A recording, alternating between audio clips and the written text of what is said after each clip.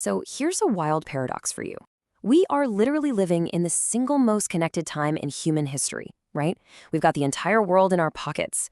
But why do so many of us feel completely, utterly alone? Welcome to This Explainer. Today we're diving deep into the staggering, kind of hidden reality of the modern loneliness epidemic. It's an issue affecting millions of us, and as we'll see, the roots of this hunger for connection go way, way deeper than just our modern technology. Let's get into it. Let's kick things off with a number that is honestly just shocking.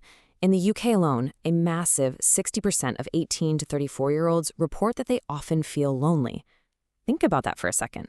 That is well over half of an entire demographic of young, supposedly ultra-connected people who are experiencing frequent, really deep isolation. And, across the Atlantic, the numbers are just as alarming. Look at the US. 46% of the entire population feels lonely on a regular basis. That's nearly half the country. We've built these absolutely incredible technologies to bridge the gaps between us, yet an unprecedented number of us are just entirely isolated. Now, before we go any further, we really need to clarify a crucial distinction here, because being lonely and being alone are definitely not the same thing. You can be blissfully content in your own company, perfectly happy just chilling by yourself. But on the flip side, you can be completely miserable and feel totally isolated while surrounded by a massive crowd of friends. See, loneliness is a purely subjective, individual experience. Basically, if you feel lonely, you are lonely. Population-based studies actually reveal a pretty harsh truth about this. Having great social skills, money, fame, or killer looks, none of that can protect you. And that's because loneliness is not some kind of social failure. It's actually a biological bodily function. Yep, just like hunger evolved to make you pay attention to your physical needs, like, hey, eat something, loneliness is a biological trigger designed to make you pay attention to your social needs.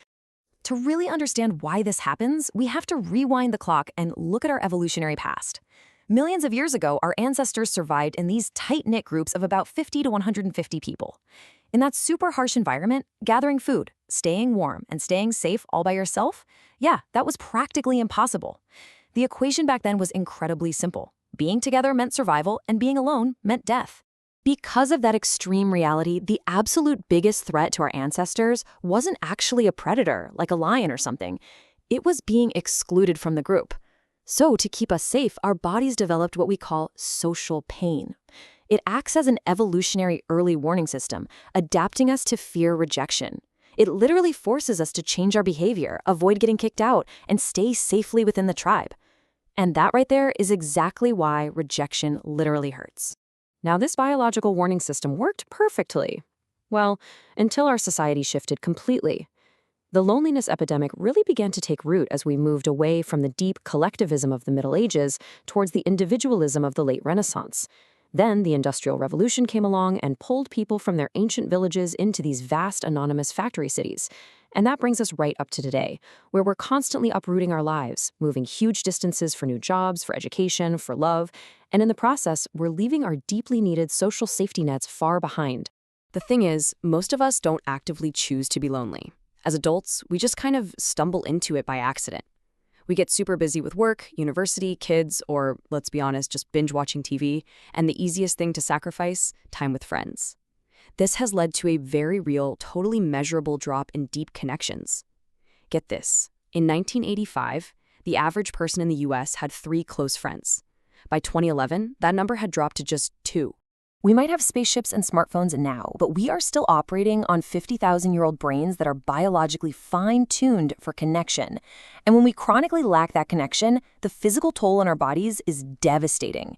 The immense physical stress of chronic loneliness literally ages our bodies quicker. It weakens our immune systems, accelerates the advancement of Alzheimer's, and even makes cancer deadlier. It's wild. Just to put that physical danger into perspective for a second, the stress caused by chronic loneliness is considered twice as deadly as obesity. Twice.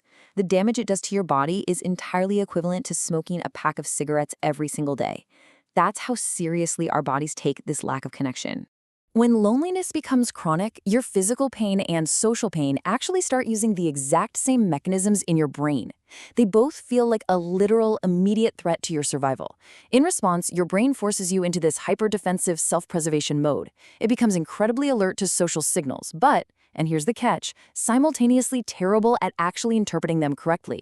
Because your brain is locked on this high alert, The part of it responsible for recognizing faces actually gets totally out of tune. It literally starts categorizing perfectly neutral expressions as hostile. It tricks you into assuming the absolute worst about other people's intentions. So, to protect yourself from this perceived hostile world, you pull back. But unfortunately, that makes you appear cold, self-centered, or just socially awkward to everyone else. And so, you get caught in this vicious, self-sustaining trap. An initial feeling of isolation breeds profound tension and sadness.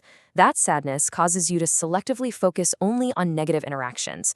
You start sitting further away in class, ignoring calls, making up excuses to decline invites. And eventually, the invitations just stop coming altogether, plunging you into an even deeper, darker isolation.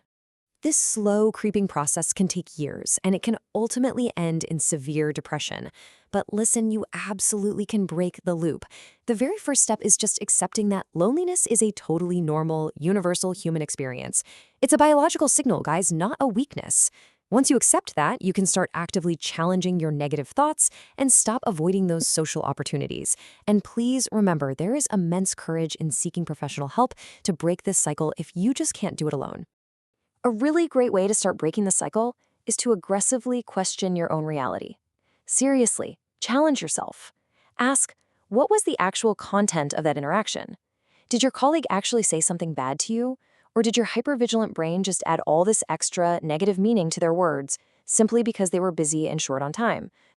Next up, examine your internal thoughts and expectations. Are you entering social situations having already decided they're going to go poorly? Are you automatically assuming people don't want you around? And as a result, are you preemptively pushing them away just to avoid the risk of being hurt? It's a tough question, but a necessary one. Ultimately, you have to ask yourself the hardest question of all. Can you risk being open and vulnerable again? Are you genuinely looking for new connections, or have you grown complacent? Are you just acting as if you're under attack, letting the outside world reflect your own internal fears? To break free, you really have to be willing to give others the benefit of the doubt. So, I want to leave you with this final thought for this explainer. We have built this amazingly intricate artificial world full of technological wonders.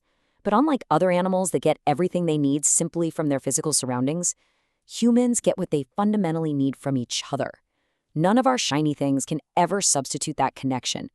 We absolutely must consciously rebuild our modern lives with that undeniable biological truth right at its core.